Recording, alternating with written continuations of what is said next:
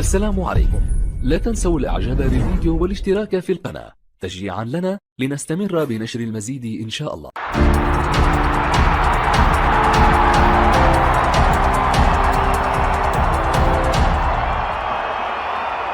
السلام عليكم ورحمة الله وبركاته.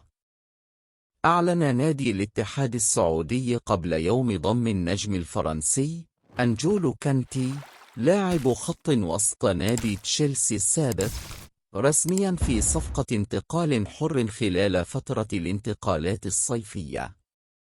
تم نشر مقطع فيديو على حساب النادي الرسمي على تويتر بعنوان لا تصدقوا الشائعات.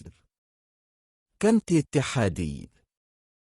ووفقا للتقارير الصحفية، وقع أنجولو كانتي عقدا لمدة عامين حتى عام 2025 مع خيار إضافة موسم جديد، وتمت الصفقة خلال زيارة وفد رسمي من النادي السعودي إلى لندن.